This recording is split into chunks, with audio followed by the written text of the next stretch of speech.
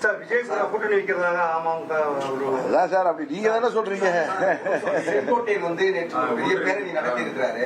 அதிமுக ஒன்றிணைன்றாரு, 10 நாள் கெடு கொடுக்கிறாரு. இது மாதிரி நிறைய பேர் பேசிட்டாங்க. அது சாத்தியப்படுமா? அவருடைய கோரிக்கை எப்படி ஈடுபடும்? சட்டத்தின் அடிப்படையில மற்ற எல்லா விஷயங்கள்லயும் எடப்பாடி ரொம்ப ஸ்ட்ராங்கா இருக்காரு.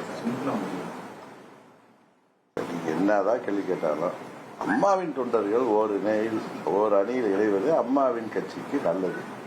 அதுல நான் என்றைக்கே அதில் கிடையாது. ஆனா அது அங்குள்ள தொண்டர்களும் நிர்வாகிகளும் இதற்கு மேலும் அவர்கள் விழித்துக் கொள்ளவில்லை என்றால் அவர்கள் ஆட்சிக்கு வருகின்றது கனவாகத்தான் போகும். இது யதார்த்தம்.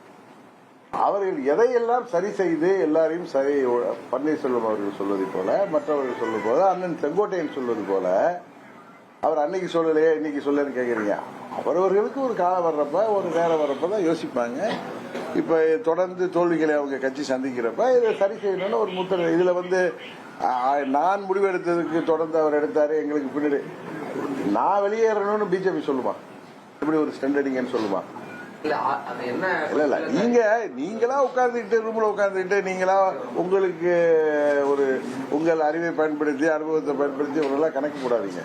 சரி சார், என்னுடைய முடிவுங்கிறது நான் எடுத்தது வேற, அவருடைய முடிவுங்கிறது வேற.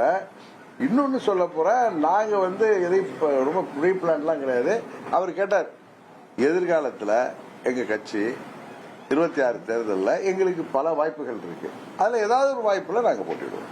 இதுவா அதுவாங்கிறது இன்னும் உண்மையா எனக்கு தெரியாது. பல வாய்ப்புன்றது சார், இப்ப நீங்க சொல்ற மாதிரி அதிமுக அந்த கேள்வி எல்லாம் நீங்க அதான் உங்களுக்கு கொடுத்துட்டேன். நீங்க உங்களுக்கு டிபேட் நடத்துறதுக்கும் உங்களுக்கு சோசியல் மீடியால அடிக்கிறதுக்கு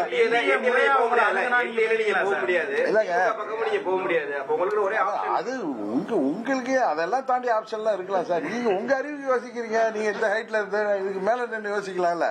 பொறுத்திருக்கல சார். டிசம்பர் மாதத்துல இந்த முறை நான் பல முறை சொல்றேன், நீங்க அதான் அம்மா மக்கள் முன்னேற்ற கழகம் உறுதியாக வெற்றி முத்திரை பதிக்கும். நாங்கள் உறுதியாக ஆட்சி அமைக்க போகிற கூட்டணியில் இருப்போம். இதை நீங்க என்ன நினைச்சாலும், நீங்க என்ன அதுக்குள்ளார சில பேர் சொல்ற மாதிரி அன்னைக்கு அண்ணன் OPS என்டிஏ கூட்டணியிலிருந்து விலகி முடிவெடுத்தாரு. அவர் அன்றைக்கு காலம்பர தியோசபிகல் சொசைட்டி எல்லாம் நாங்கெல்லாம் வாக்கிங் போற இடம் தான். அங்க வாக்கிங் போறப்ப முதலமைச்சரை பார்த்திருக்காரு. இது அர்த்தமா நடந்தது. அவர் திரு OPS அவர்களின் துணைவியார் மறைந்த போது முதல்வர் அவங்க ஹாஸ்பிட்டல்லே இருந்து அவருக்கு ஆறுதல் சொல்லிட்டு செஞ்சிருக்காரு. அதனால அவங்க வீட்டுல துக்க நிகழ்ச்சி, அவர் உடல் நலத்தெல்லாம் விசாரிக்கணும்னு கேட்டப்ப சாயங்காலம் வாங்கிட்டு இருக்காரு.